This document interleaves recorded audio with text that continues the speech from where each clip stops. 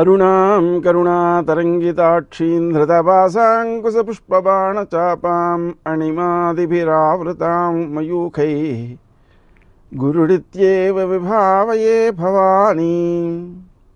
గ్రహముల యొక్క గమనాలు, వాటి ప్రభావాలు, ఆ విషయాలలో మనం తీసుకోవలసిన భౌతికమైన జాగ్రత్తలు, ఆధ్యాత్మికమైన నివారణ చర్యలు, వీటి ద్వారా దోషాలను అధిగమించటం, గుణాలను పెంపొందించుకోవడం, అలా జీవితాన్ని మనం ఆనందమయంగా మలచుకోగలుగుతాం.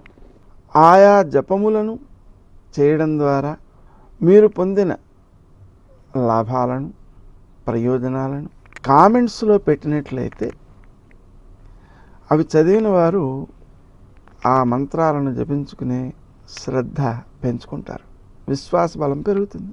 తద్వారా మీకు మరికొంత పుణ్యం వస్తుంది.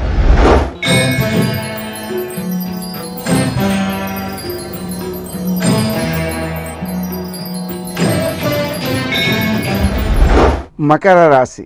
ఈ రాశి వారు తాము ఆచరించే కార్యక్రమాల్లో విజయాలు సాధిస్తారు. పట్టుదలతో వ్యవహరించడం ద్వారా పనులు అనుకూలమైన ఫలితాలనే ఇస్తాయి. అయితే ఈ పట్టుదల మోతాదు పెరగడం ద్వారా పని యొక్క అవసరం కంటే ఎక్కువ ఖర్చు అయినా పెట్టి ఆ సమయానికి పని పూర్తి చేయాలని చూస్తారు. దానివల్ల తర్వాత అనవసరం ఏమైపోయింది అనే భావన కూడా కనిపిస్తుంది. అయితే వార ప్రారంభంలోనే ఈ జాగ్రత్త తీసుకోవాల్సినటువంటి అవసరం ఉంది.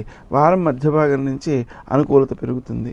అయితే మాట్లాడే తీరులో మాత్రం ఎదుటి వ్యక్తిని గౌరవించే విధంగా మాట్లాడడము, అపార్థం రాకుండా మాట్లాడడము అనే జాగ్రత్తలు తీసుకోవాలి. సహజంగానే మీరు మాట్లాడేటప్పటికీ ఎదుటి వ్యక్తి అపార్థం చేసుకునేటువంటి అవకాశాలు అయితే ఉంటాయి. అయితే వాటిని జయించాల్సినటువంటి అవసరం ఉంది.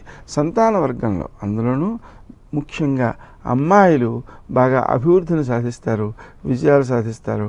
ఆ సాధించినటువంటి విజయాలు మీకు ఆనందాన్ని ఇచ్చేవిగా ఉంటాయి. విశేషించి శత్రువులపై మీరు చేసేటువంటి ప్రయత్నాలు ఏవైతే ఉన్నాయో అవి చక్కని విజయాన్ని కలుగజేస్తుంటాయి. ఇంకా విశేషించి మనం ఈ ప్రయత్నాలు చేసేటప్పుడు అనుకూలమైన ఫలితాలను సాధించడం కోసం చేసే ప్రయత్నాలే అవి మేలైన ఫలితాలని ఇస్తూ ఉంటాయి. స్నేహ సంబంధాలు అనుకూలమైన ఫలితాలను ఇచ్చేవిగానే ఉంటాయి. వారు తమ స్వప్రయోజనాలను కూడా విడనాడి మీకు సహకరించడానికి ప్రయత్నం చేస్తుంటారు.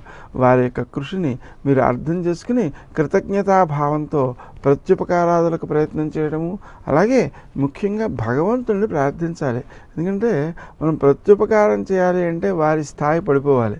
అందువలన వారు స్వయం సమృద్ధిగా ఉండేలాగానే కోరుతూ సాక్షాత్తు ఆ భగవంతుడిని వారిలో దర్శించడం ద్వారా చేసే ప్రతి పనిని కూడా మరికొంత శ్రద్ధగా చేసేటువంటి అవకాశాలు మెరుగవుతాయి. ఆరోగ్య పరిస్థితి విషయంలో అనుకూలమైన ఫలితాల కోసం క్రీం అచ్యుతానంత గోవింద అనే నామాన్ని జపించుకోవడం ద్వారా విశేషమైన సత్ఫలితాన్ని పొందుతారు. స్నేహ సంబంధాలు వృద్ధి చేసుకుంటారు. అనుకోని ఖర్చులు వెంటాడతాయి.